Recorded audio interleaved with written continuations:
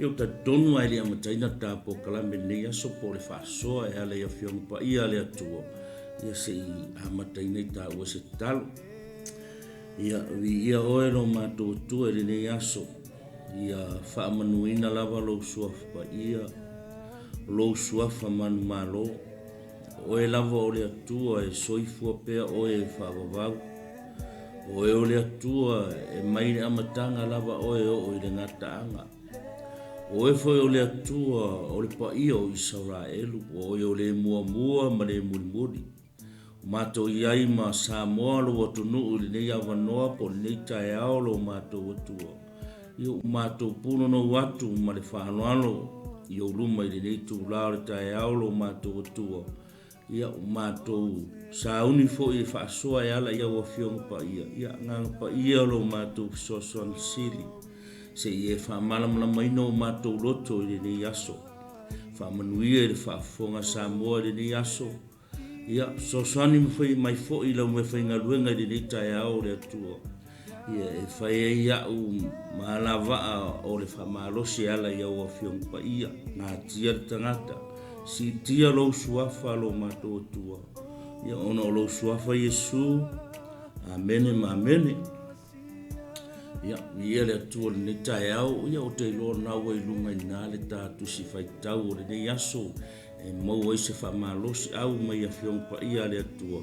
Ia o e iai le nei tae au i o tiute mau whaiva, ia o whaafutaivi ia le atua, pa peo whaavanoa mai lo taimi.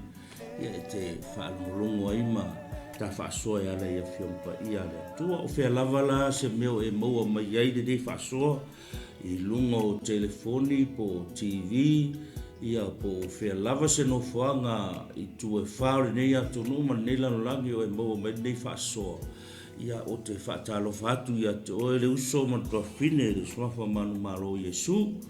Ia le atua de tae au, a o le tātusina o le salamo e se lau whasfulu.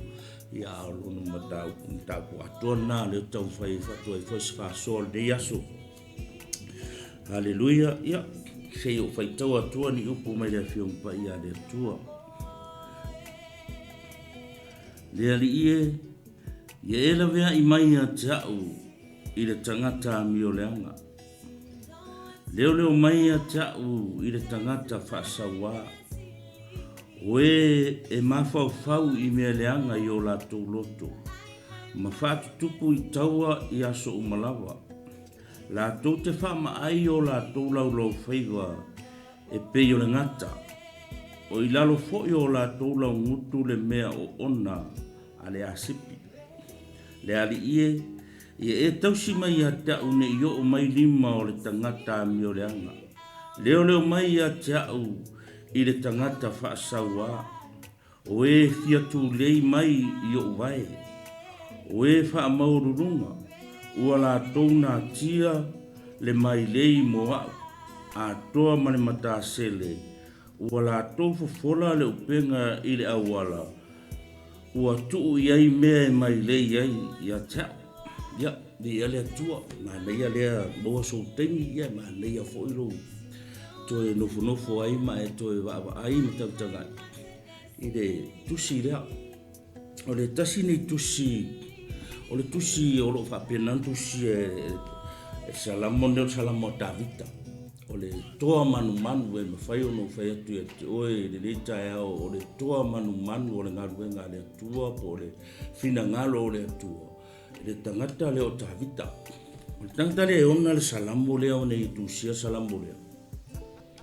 O atangia mai ai le soifuanga o lo soifua ai maola ai nei au auna po taritane o Davita. O Davita foi o le tasi nei tangata o lo whapenana i loa i tono le whionga pa ia le atua. Le longo a o lona taimi. Longo a o le taimi na tūlai mai e le tangata nei o Davita e vea matupo. Mai lava le taimi na whaauina i nei le tangata nei o Davita e whai matupo Israel. fai sina te tele man matautia o mea na fai le tangata ne o tavita. Te ia o lava i le taimi na maliu o le tangata ne o tavita e tūla i mailo na tauri i o Solomona. O lo wa aia lava i le matautia ma le tele o mea fai le tangata ne o tavita. Ni fai fono wa pe atu e sao e moni fa maune o i o le toa manu o le afionga pa ia le tua po le tala lei. Po le afionga le tua e loa i mea na fai e le tangata po mea na saulia le au ona o le manai ala tai au nei pe o wa ai i le tusinga le po le whamatalanga le tusine salamo le fast food. O lo o whapena ona whamatalatala i e tawita i le tangata e whapena ona i tamai a tonu e so o e iai le taimi o te le loa atu i a te oe po i se tangata o ti ngā i a te oe. Ia e o isisi o lama ma whaaleanga i a te oe. Ia po iei fo isisi o ita wa kore lua kausanga o wasavari koru kausanga le ua lima. Ai a laifo e ki ngā longa loko i awe. E ise me o lai mawhakia i o ke rola o lai taa milo le nā tangata. Ia pe whaise me le hanga i oe. Pe whaise me whapena ona e pa ua i le leanga. Ia ma whapena ona tau le hanga i nai oe tono lau ngā ruenga. Ia po lau a onga, po lau e kalesia, po tono le nuu. Ia po whea lava se whaala po tonga o e iai. E iai tangata whapea. Amen. E iei tangi e te wa e iei tangata o lai taami milo, lai ei me ti ngā i o la tōloto. I o lai hita fo i a te oe me tamu whai e whaaleanga i a te oe. Aore, se whi au le limo o e leaso, ia e wha māngalo tu iei. Ia e wha māngalo tu iei e lo hita mai a te oe. Ia wae e lo le whina ngalo le o le atua i a tātou. Tātou wa aira iei whamtatala mai e tāwita ni ta e ao lona loto. E le i esera se la ngona o tāwita whapea. Se kau ia kulale le anga o mika ngaka. Ai ao lea tangia te tono ana whamtalanga matusi nei. I le tui na atu e tāwita o le kaui. E tui na atu le tangata o la eita mai i a te ia. Le lewe metala tāwita mai. Le li ie. Ia e la vea i mai a tau i tangata mi o le anga. Me me ia e leo mai a tau le tangata whaasawa. Amen. E lea wha me o le tangata mi o le anga, ma le tangata whaasawa. Toi sau laro ma le wha mai. O e ma fau i me le anga i o la tō loto. E wha tutupu i taua i aso umanawa. O e ro e ka whapeo, o ise savalinga whapea ringe temi ro o langa. O lo e whaasanga i mai me whapea. O i tangata o whiita i atu oe. I tangata, o leo langa nei. E kei me e vai tu lore si tangata wale lei ange me wa whai e riska. Ia a maka longa ka aminu milo e kau whai e whaaleanga longa uso. Pe whaaleanga longa ko risio nga uso a tangata. I nga ka amilo lola i mo meo au wala e se whai.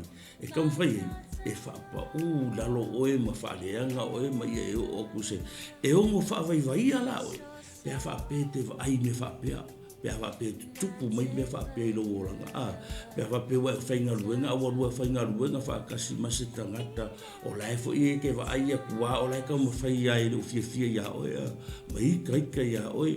E le ngaka uko kongo lau ngā ruenga, ki tono lau a onga, tono le ekalesia, tono lo nuu, o lo au a inga, o le tōpui a inga. E i tangata whaape o la tō winga. Aolo tala po le whamalo se le whiopa ia le tua Yesu. Ia toe, ia whamangalo tangata na. E leo whina ngalo ngā Yesu. E vai la ia tāwita i. E leo mawhai a tāwita o na whapea ku le atua. Ia, o le au lako e kau ia kuka ngakangi. O le lau lako e whaaleanga kakangi malako. A le tau e tāwita i le atua ma whamatala atu e tāwita i le atua.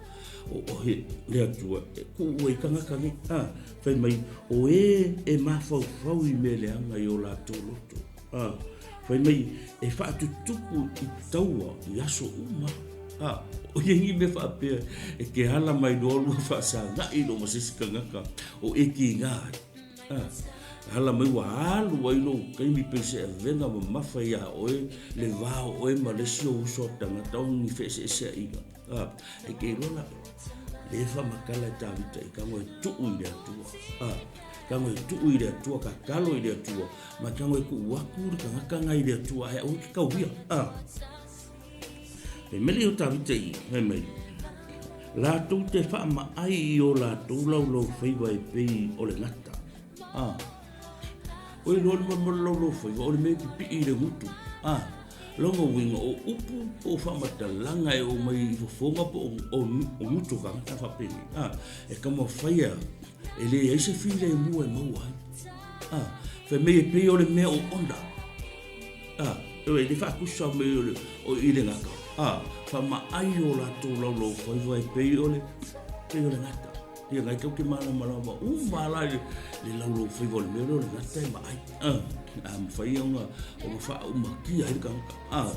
Ia o le rea lai wha matala tala me tāwita le tangata wha saua, ma le tangata mi o lea. Whai mi o rongo winga ia. Whai mi e wha ma ai o lātou lau whaiwa. O rongo winga, o le la koulea maka whai o lea. O le mafau I me leanga I le sionso. O le mafau I le me wha leanga I le stangata. E wa aila I le wha matatala me tāwita ia. Mai, o I lātou fo I o I lātou lau ngutu le mea o ona le asa. Ia, mai la le ngata. E le mea ngai sau le kakapea manga uu e onga le sua ngai alu kongortingo kaka. E onga la le mea ngai a fia le kakamoki. Le fa akusa e tāwita kangaka le whai mai. O le tangata whaasaua ma le tangata amioleanga. Ma le tala rea whimpa ia rea tu. Me rea li ia e tausi mai a te au ne I o mai rima o tangata amioleanga. Leo mai a te au I le tangata whaasaua. Oa vai. E leo tau wia e ka vika kakai. E me kala le whamatalanga tāwita leo mai a. Tausi mai a u le atua. E me whainga e kango ka uwa pe ngā I le atua se kango e ti ngāi. Amen. E me whaio e whamatala I le atua se tangata o lo hita mai po lesi whare whanau lai whita mai I a oe mo uso mo kaka. E me whainga e ka ua I le atua. E vai I le mere whai tāwita I. E whamakala e tāwita I le atua. E le ka uia e tāwita ai kango ka vika whamakala I le atua ia kangaka ia. E sea, e malama le tāwita I le whina ngalo o le atua. E loa le tāwita, o le e le manga o le atua, e ka vika e kauna. E manga o ia tāwita, ku waku kangaka I le atua, ma le mere whai mai. E mera whai kua e soifua na soifua nga ne mai o lai ko kongo sisi o manga ngai kei ei le kei miri. Po iei me o e kau ai mai whai king whawhika auri whapea. E te iloa la o e wha malosi o lau whasoa lita e e kanga kuuru mea ngai le atua. Au e ke kau ia, ke wea laku kau I umangiwa e whatupui ai ke roe. Ka ngoe tuur tangata da I le atua, ka ngoe whamatala I le atua. Ma tō halipo kalamele no whatu e te o le whine o hana le ngo tua na ia. E ngā alu hana I le malu. E laku whamatala le longa ti ngā I le atua. Whamakala kui le atua le meo ki ngā ai ongo o le whaiwhai ngā lai whai mai. Amen. Ka pe ngā umalala na ngona ni tae o kakalo kāwika. E le I whaasala ku kāwika I kankake. E whai mele kalo tāwita I le atua. Mai pui mai au. Leo mai au le atua. Mai kangakangi. Aisea, ke loe, e kau ia I le atua kankaka. Amen. Au oe ai o le tangata o le atua. Ia e whaamangalo atu e hita mai. Makua la o le tala tuspa ia. O le ala se tali a tangata o le atua ka I ko inga whawhika auri whapea. Ke lo o tala lea luka le so whai tau atua. Hallelujah. Luka le ono whai pelusu fitu mai. Ai o te whai atu au ia te o tau. O e whalongo mai. Ia alofa atu I e ua whai o tau mo la tō whiri. Ia anga lele I atu I e waita mai a te o tau. Ia o tau whaamanui atu I e te tuu mai a te o tau. Ia o tau te talo fo'i mo e tua I fua ina mai a te o tau. Vai le vai a. Ve lo fa koe ke. Wa le wa e va ai le fe ta vitolea. O le ka u mai le tua ia. Ye la malama mai fa le anga mai a te. Ale fe me tala tuspa ia me o ka ko ka ia la ka ko me fa ia. Fe me fa manguia. se ai le pa ai ma fa fa ka le pa le dia do ma fa le melo le fai so o mai o le anga fai so o mai le ma fa le fa mangia ve metala pus pa merkala le Yesu le pule le tu sile ka mai ia lo fa atu ye wa ita mai fai o to mo la tu fi me ke lo fai lo fi ai mo fa la me ma fo ile ko ngame o lo fi ala fe me kala pus pa ya me ke lo fai le mo winga e mana o le atua e ka me fa manga lo ka ika mai o ai fai nga o lo fai vai e manga o le atua e ka me fa manga lo a ka winga la le bega e ka wi le atua o ki ka wi ke le o taimo ka nga fi ka wi asa o fai me le nga e lo ka miro foi o e ko ka wi ku le nga e va ai o le bere fai me Yesu fai me ia e lo fatu e o fai o to mo la to fi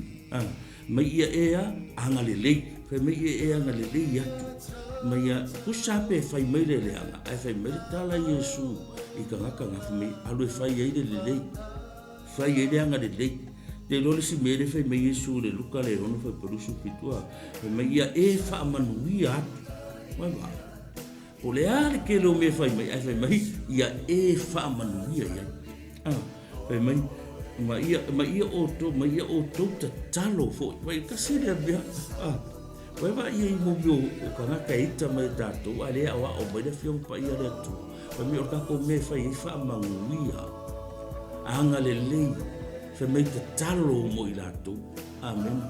Hallelujah. E fa penga umala le winga male nga ngor tatalo tanta. E ku waku i le atua ka ia fai mai ia. Tu watu i le atua ka ko lo ita mai ia te. E te lo o le tangata e whaia le mea leo o lo wha ngalo atu ma e wha manui atu ma e anga le lei atu e wha manui ai le atu e au amen ke lo o le loko ngai fia sila i le atu o le loto le tangata loto wha ngalo kusa pele anga me whai mai peki ngā me whai mai aia wha ngalo ke lo e tani na maua e tāwiki inga ua ta'u atu i tangata tusila mo bosa bueru whai pelufu onoa nka pelufu inga ua ka o kui ka ka lo so ta o to e tang te ya so me o ta vita la la fio pe mi ka ku la e runga so lo ma ka pega ka ka ko ma fe e o sa ini ka ka o ka sa ini ta e ke lo ta la tus pa inga ua mo ta ya so lo la e ka fai mai le o nga ka vi ka por so ta ya so mai le la o ka mo fa so amen Fai mai, e kasi ara o kui e re rua. Mai, e lau ka mai ku i whakasi marere ele. Mai, e ku i whakasi sauro le moe le kao. Se i haki le ele, fai merkara raka rea. E kasi ara o kui e re rua. Amen. Aleluia. Ai ke loa le ngau whaalongo e le tangata o le atua. Dere ke whai aku i ate oia o e whaalongolongo mai. Whaafonga mai o e le tangata o le atua. Inga ua whaalongo ka ia tā vita le upu le whai mai e lana soa tau le whasio. Ke lo le tala tā vita sa whai. Mai aua ngi i o oro rima le tangata ua whaa uina e le atua. Amen. E ke lo e marka ngaka i loa le atua. E loko wha maangalo. Amen. E loko wha maangalo e le wha maangalo e tā vita o kakale o saua.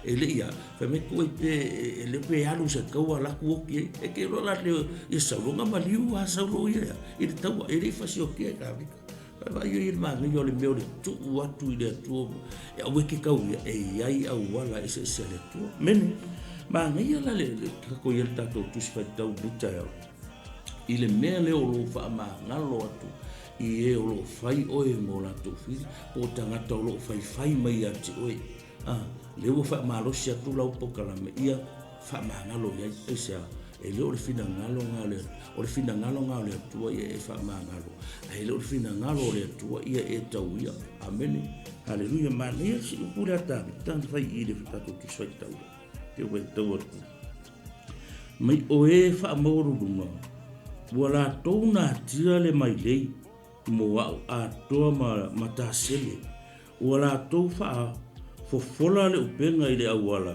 ua tuu iei mea e mai le iei ma wewe non makasele e umonga ku ule e man me ai se kulo e mai le e mo o se mangu e ke manga e poi e fa penga le fa upunga ta vitole me le fa mai i le ita mai o tangata ma ta mo fa e fa le anga mai ati fa me wala to fa le mata sele ya le ko ke longo e mama lamba le me mo ka sele ai alu ke va i tangata ye fie o kuli le vau amen e la ko ke fa ye mo ka sele yo isi tangata ku ye me ai yo saule o le mangse kulo ya e kau mai ia fa penga longa mai le inga i le mea ai e la kula e manga ngau me ai e la ku mau le vai le mkasele e fa penga le winga le me le fe me tan o la to fola le mkasele o tu ye me longa winga o le me fa ko singa mai ai amen inga ia fa penga fa le anga inga ia tan amen ke lo o ye tanga te fa penga o la to winga amen e isi tanga te fa penga e fa hali mai le leidu amen ala ku le lima le la sa hungi e tu mai oi amen aleluia e fa penga ia so fuanga le ta tu te olai le fa malo sila lo po kala me tai oni ia e fa mangalo atu ia fa mai Yesu me ta te anga le leia tu ia le luka le ono fa me ta tu te talo mo ila tu fa manuia mo ila tu vai e se ar ka winga e se ar me fa me Yesu e fa e se ar me le ka kia yo ta to lo to isi kai bi ka ko ke mga oya ka wi ku me lo fa ya ka ne ai vai yo ye le me le fa pe nga le wa o nga Yesu ke biso e le fa pe nga fo fa unga ta vita sa ka vi ka ku ile atu amen ku wa ku ile atu ko me ta vita fa manguia ko fa met ma ka pule le ka po yo mo lu ka le mai te talo fa manuia alofa ia anga le leia se va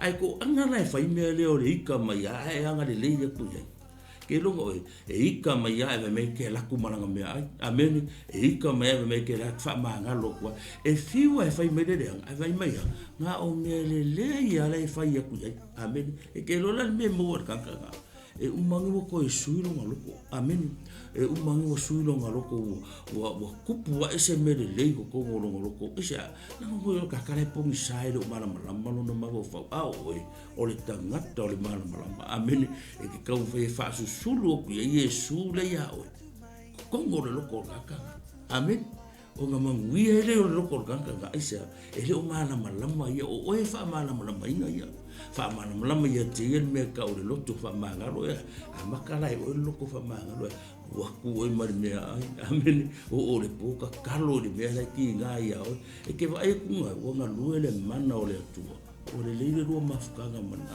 amen aleluia ia le tu le tau ia mania le fa so amen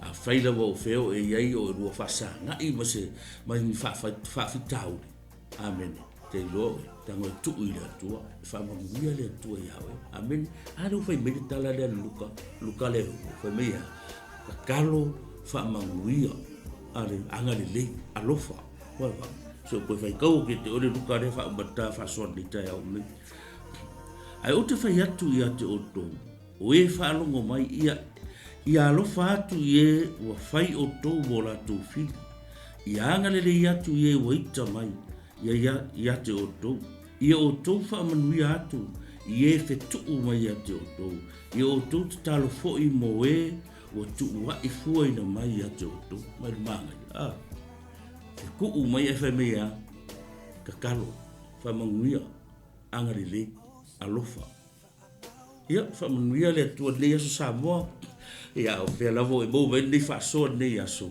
ia you tu te fai de ia so ia o nga ruenga po la wa onga ia po e fai foi so me ai de ta po so ma lu ta ha mai tanga i mai lau TV po lau telefoni de ta ha fa man via tu lau po kala me ne ia so fa ma ngalo le o ita ia to e swa fo Yesu amen amen